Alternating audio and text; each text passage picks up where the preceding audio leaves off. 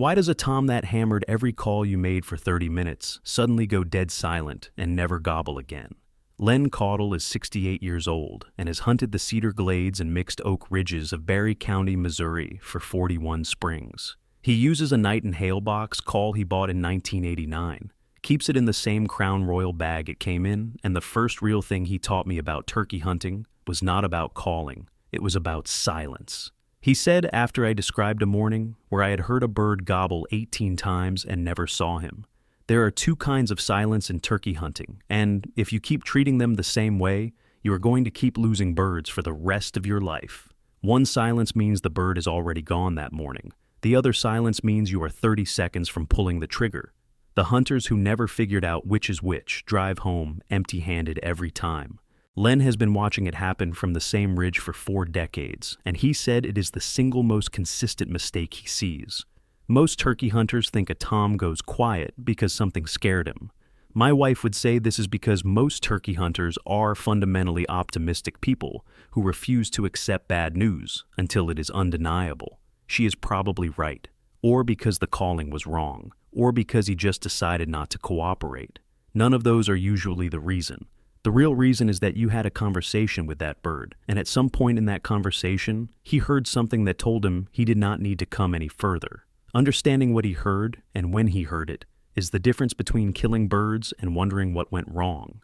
There is a bonus near the end of this that Len showed me about diagnosing which kind of silence you were dealing with in real time. It takes about 4 seconds, and it changes the entire decision tree for the rest of that hunt. Most hunters have never tried it because nobody told them it existed. You have had that morning. The bird gobbled hard at 6 a.m., answered every call, came within 100 yards, somewhere around the length of a football field, and then just stopped. You sat there for 45 minutes, calling it nothing. You replayed every call sequence you made, trying to figure out what you did wrong. You probably changed calls twice, maybe moved your position. The bird was gone the whole time, and you did not know it. Start with why a gobbler gobbles in the first place. Because most hunters never think about this deeply, and it explains everything else. Gobbling is advertising, pure and simple. A tom gobbles in the spring because he is announcing his location and his status to every hen within earshot, which in open hardwoods on a still morning can carry a quarter mile or more. The biological drive is to breed as many hens as possible before the breeding window closes. The gobble says, "I am here, I am dominant, come to me." And the natural response in the wild, meaning the response a real hen gives, is to approach the gobbler. She yelps back, locates him, and goes to him. That is the normal sequence. Gobbler gobbles, hen responds, hen walks to gobbler. He did not have to move. Understanding that sequence is everything, because the moment you call to a gobbler, you are pretending to be a hen, while asking him to break the rule his entire breeding instinct was built on. You are asking him to come to you. That is why turkey hunting is hard. You are not just making sounds. You are trying to reverse a biological program that has been running in that bird since before he hatched. Every time he breaks and comes to your call, he is going against his instinct. Every time he hangs up, he is listening to it. You have sensed this before without putting a name to it. The bird that hammered 3 times and went quiet was not spooked. He made a decision. University of Georgia wildlife biologist Michael Chamberlain, in his long-running gobbling behavior studies, documented that hunting pressure is the single strongest suppressor of gobbling activity. His data showed that birds on heavily hunted properties gobbled dramatically more during the weeks before and after the season than during the season itself. The birds were not losing their drive to breed. They were making a behavioral adjustment. They had learned that gobbling produced danger, not hens. And when a bird reaches that conclusion, the silence you hear is not random. It is calculated. This is the bird working against you before you even sit down. And most hunters have no idea it is happening. There are 2 completely different kinds of silence you will encounter in the spring woods, and the first one hurts the most, because it sounds like failure when it is actually a sign that you had the bird going. Call it the I won silence. It happens like this. You call, the tom gobbles back. You call again.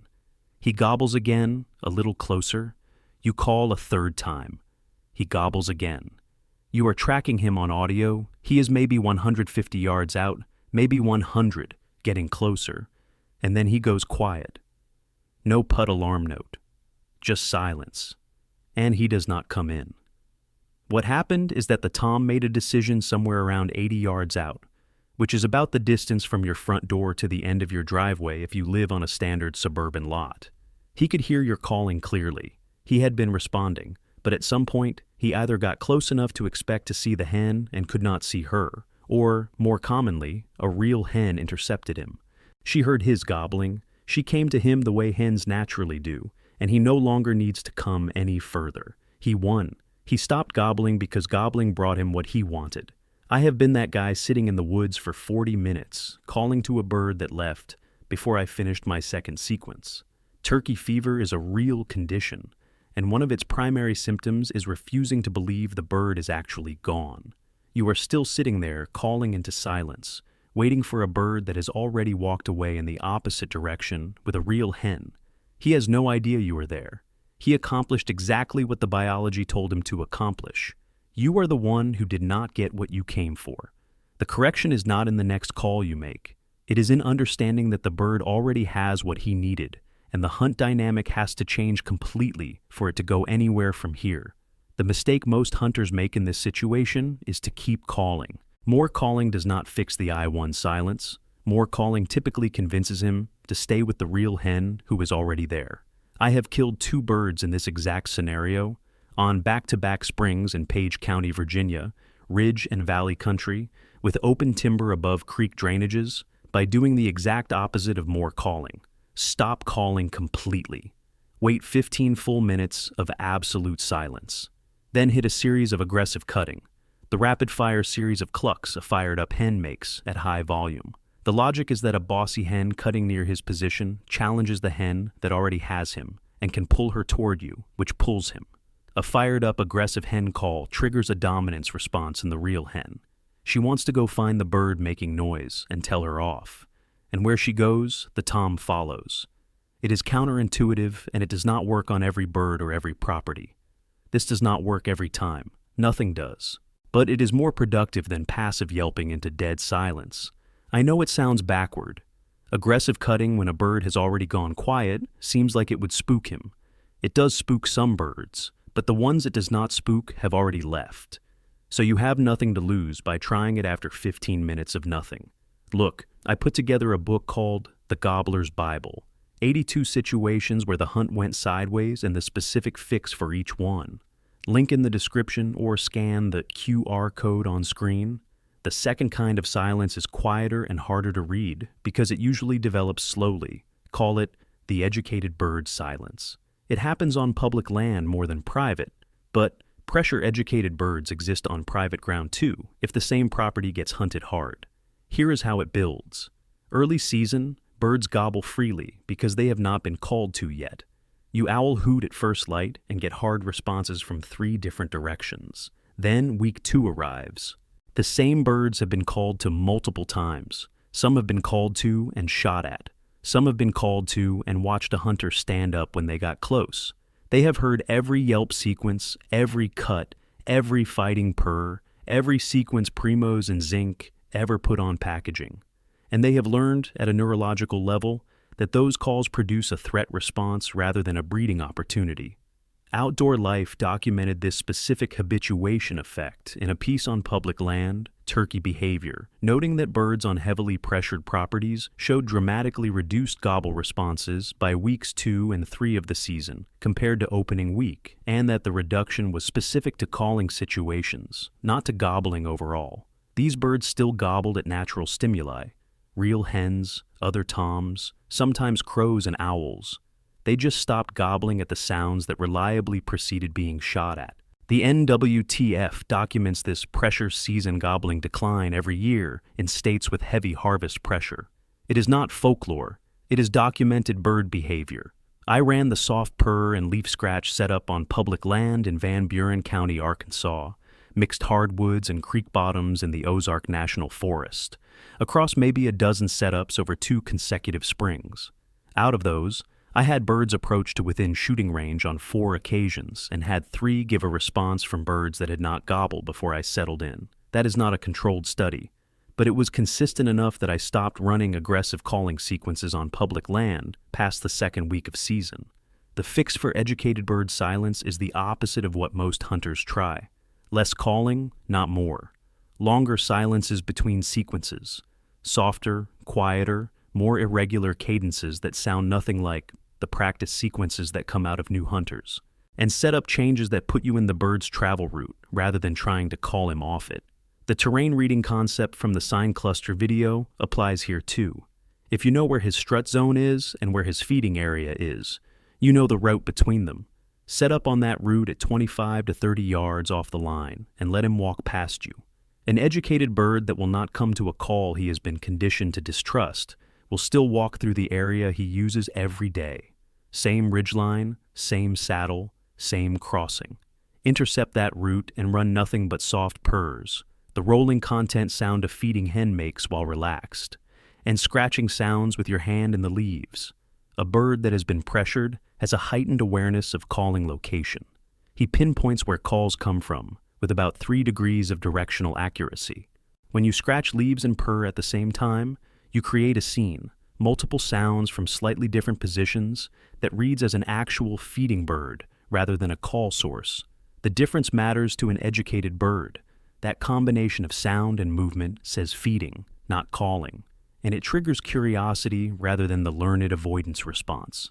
The practical question is how to tell which silence you are dealing with in the moment. Because the response to each is opposite, and using the wrong approach makes both situations worse. Len's diagnostic starts with the pattern of the gobbles before the silence arrived. He said the pattern reveals the decision the bird was making while he was still talking, and if you can read that pattern, you know what decision he reached by the time he went quiet. A tom heading into the I1 silence typically shows gobbles that stay consistent in intensity or increase as he approaches, and then the silence arrives suddenly with no gradual fade. He was fired up, then he was just gone.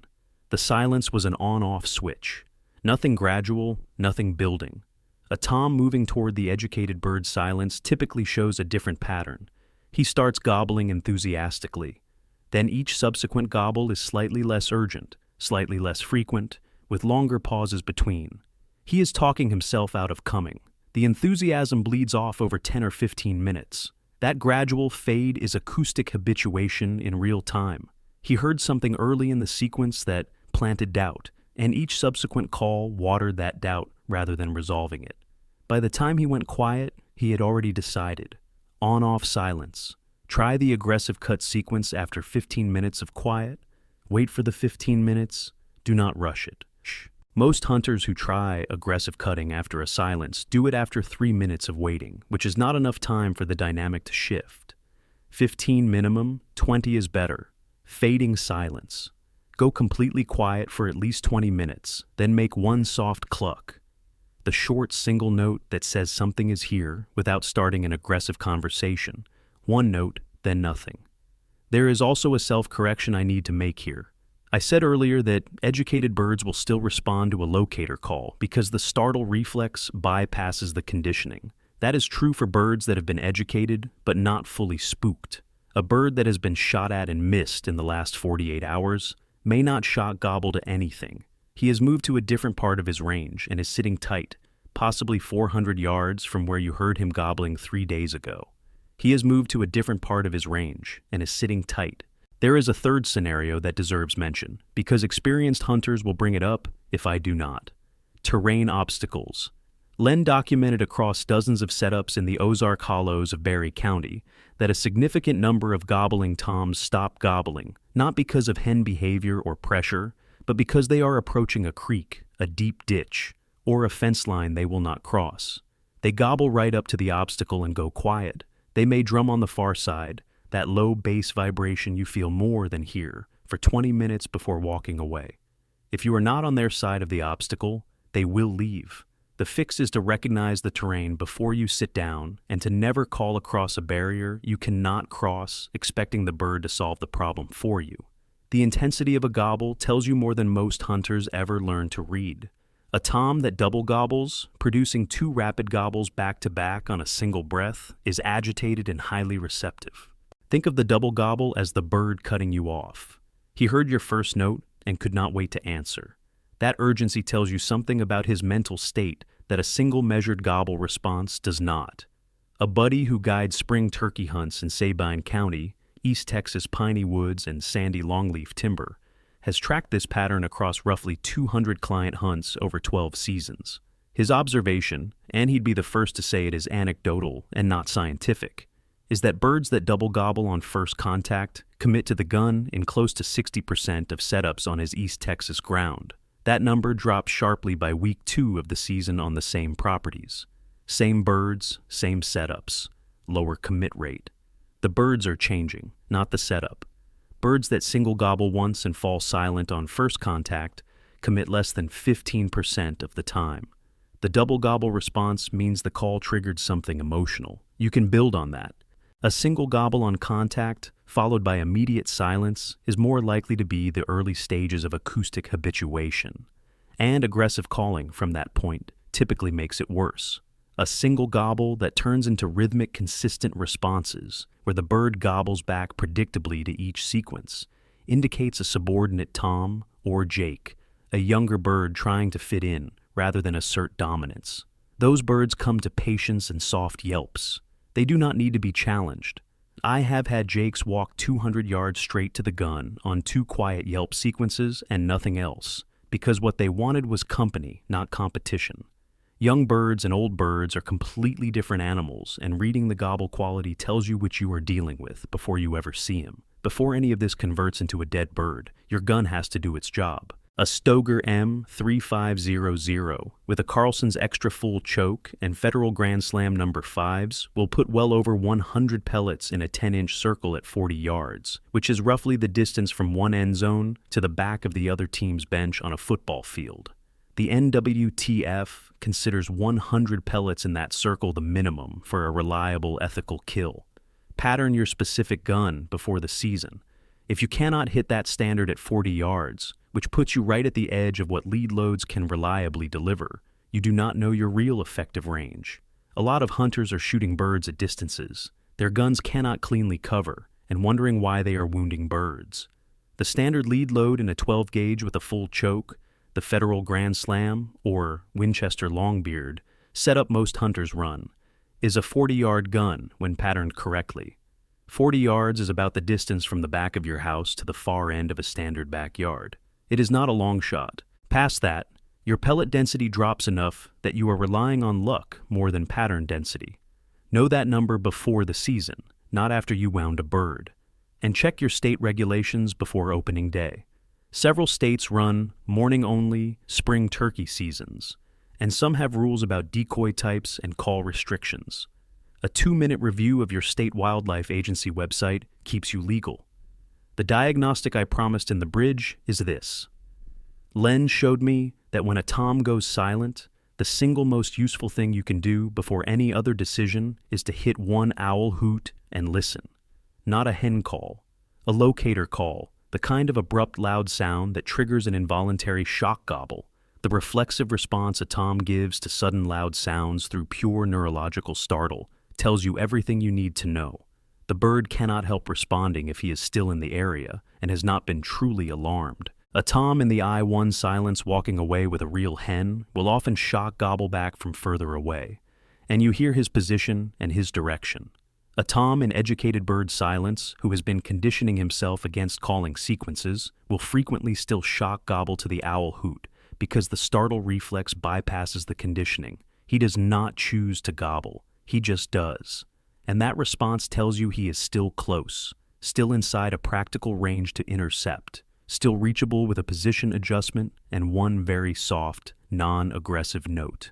If the owl hoot produces nothing, wait 2 more minutes in complete silence and try a crow call, sharper and louder than the owl, which can reach a tom that has moved further. If that produces nothing, he is gone, and you should move rather than sit. Len said it like this. When a turkey goes quiet, most hunters think the hunt is over. What it actually means is that you need more information. The owl hoot gets you that information in 3 seconds without risking anything. You have not called, you have not moved, you have not spooked him or confirmed your position. You have just asked where he is, and if he answers, you get to keep hunting.